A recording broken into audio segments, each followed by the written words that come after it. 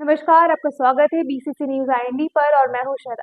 आज हम करेंगे हफ्ते की कुछ खास खबरों की बात थोड़ा विस्तार में। इस हफ्ते रामलला की प्राण प्रतिष्ठा कार्यक्रम सुर्खियों में रहा। आयोजन तिथि और स्थल भगवान श्री रामलला की प्राण प्रतिष्ठा का योग शुभ मुहूर्त पौष शुक्ल पूर्व ध्रुवदर्शी विक्रम संवत 2080 यानी सोमवार 22 जनवरी 2024 को आ रहा है। प्राण प्रतिष्ठा का पूर्व शुभ मुहूर्त संस्कारों का प्रारंभ 16 जनवरी 2024 को हो गया है। 21 जनवरी 2024 तक चलेगा। 15 जनवरी को रामलला के बाल स्वरूप मूर्ति को गर्भगृह में स्थापित किया गया है। 16 जनवरी को प्रायश्चित और कर्मकुटी पूजन के साथ आयोजन की शुरुआत हुई। इसके बाद 18 जनवरी को प्राण प्रतिष्ठा की विधि प्रारंभ हो गई। 19 जनवरी को यज्ञ अग्नि की स्थापना हो गई।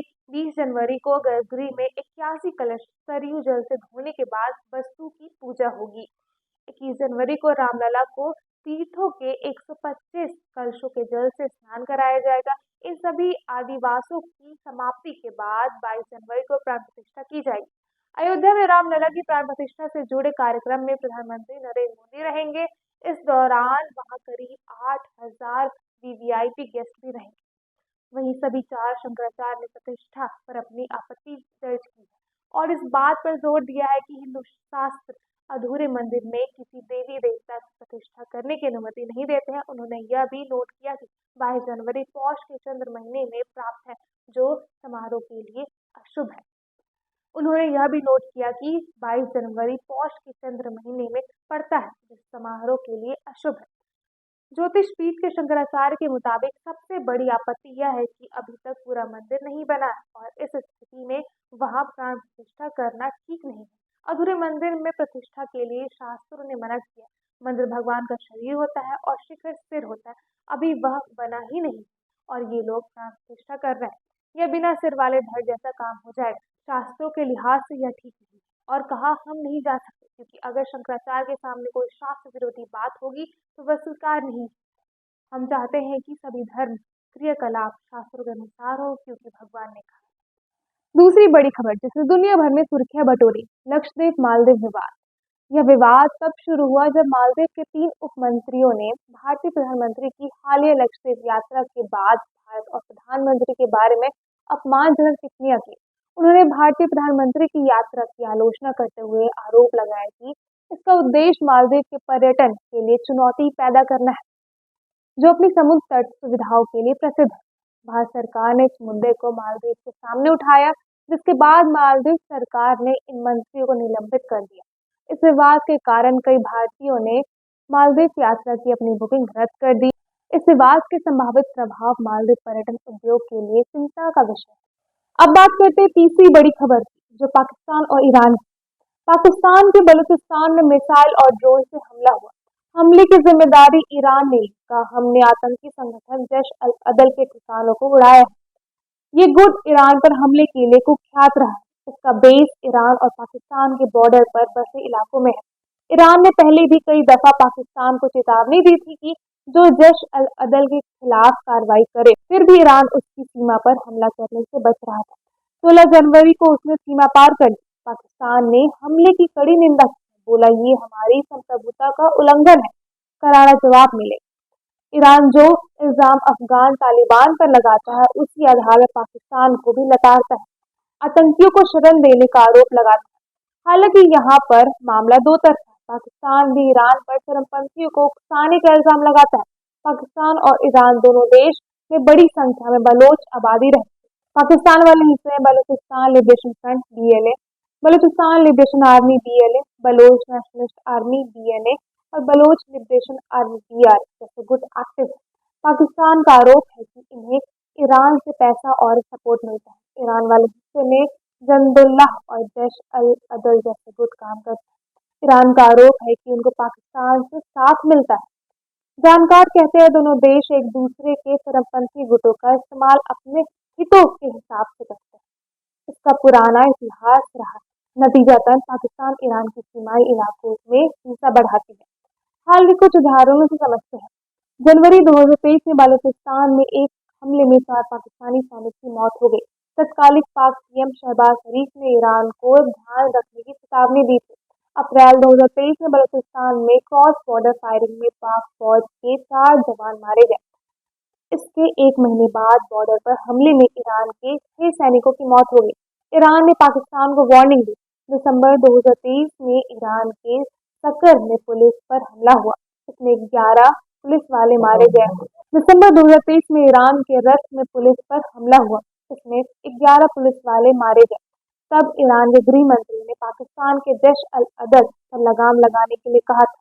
और फिर 16 जनवरी 2024 की तारीख जब ईरान ने बिना वार्निंग दिए पाकिस्तान की सीमा पर घुसकर बमबारी कर दी। ईरान की सरकारी मीडिया के मुताबिक हमले में जैश अल अदल के 2 ठिकानों को निशाना बनाया गया। मिसाइलें और ड्रोन के जरिए ईरान ने दावा किया कि हमला सफल रहा। चलिए अब बात कर लेते हैं इस हफ्ते की चौथी सबसे बड़ी खबर की, जो कि शिक्षा से जुड़ी हुई है। केंद्रीय शिक्षा मंत्री ने देश में चल रहे अलग अलग कोचिंग सेंटर्स के लिए नई गाइडलाइन जारी की है। नई गाइडलाइन में बताया गया है कि कोचिंग सेंटर्स 16 वर्ष से कम उम्र के स्टूडेंट को एडमिट नहीं कर सकते। शिक्षा मंत्रालय की ये गाइडलाइन 12वीं के बाद ही नीट, फ्लैट जैसे एंट्रेंस एग्जाम और अलग अलग प्रतियोगी परीक्षाओं की तैयारी करवाने वाले कोचिंग इंस्टीट्यूट के लिए जारी की गई है। मंत्रालय ने ये गाइडलाइंस सुसाइड के बढ़ते मामले कोचिंग सेंटर्स से मंत्रालय ने ये गाइडलाइंस सुसाइड के बढ़ते मामले, कोचिंग सेंटर्स में आग की घटनाओं और बुनियादी सुविधाओं की कमी को देखते हुए जारी की है। कोचिंग सेंटर्स के रजिस्ट्रेशन के लिए कुछ शर्तें रखी गई हैं। इसके तहत कोई भी कोचिंग सेंटर ऐसे ट्यूटर को नहीं रखेगा जिनकी क्वालिफिकेशन ग्रेजुएशन से कम है। कोचिंग सेंटर माता पिता छात्रों को एडमिशन के लिए भ्रामक वादे या रैंक या अच्छे नंबर लाने की गारंटी नहीं देगा। 16 वर्ष से कम उम्र की आयु वाले छात्रों का एडमिशन नहीं करेंगे। उनका एडमिशन 12वीं की परीक्षा पास करने के बाद ही किया जाएगा। हर कोर्स की ट्यूशन फीस फिक्स होगी, बीच में फीस नहीं बढ़ाई जाएगी। साथ ही इसकी रसीद देनी होगी। तय समय से पहले कोर्स छोड़ने पर 10 दिन में बची फीस वापस करनी होगी। अगर स्टूडेंट हॉस्टल में रह रहे हैं तो हॉस्टल फीस और मेस फीस भी लौटानी होगी। कोचिंग की वेबसाइट पर फैकल्टी और एलिजिबिलिटी और कोर्स पूरा होने की अवधि बतानी होगी। हॉस्टल की सुविधा, फीस और मेस की पूरी जानकारी देनी होगी। बच्चों की मेंटल हेल्थ का ध्यान रखना होगा। साथ ही उनके ऊपर परफॉर्मेंस करने का प्रेशर नहीं बनाया जाएगा। कोचिंग सेंटर्स में साइकोलॉजिकल काउंसलिंग के लिए प्रॉपर चैनल हो। साइकोलॉजिस्ट काउंसलर के नाम और वर्किंग टाइम की जानकारी पेरेंट्स को देनी होगी। इन सब के अलावा शिक्षा मंत्रालय की गाइडलाइन का पालन न करने पर कोचिंग सेंटर पर 1 लाख रुपए तक का जुर्माना भी लगाने का प्रावधान है। अगर कोचिंग वाले से ज्यादा फीस वसूलते हैं तो कोचिंग की रजिस्ट्रेशन रद्द किया जाएगा। जिन कोचिंग सेंटर्स की अलग अलग ब्रांच है, उनका हर ब्रांच के लिए अलग से रजिस्ट्रेशन कराना होगा। माने हर सेंटर एक अलग कोचिंग सेंटर की तरह माना जाएगा।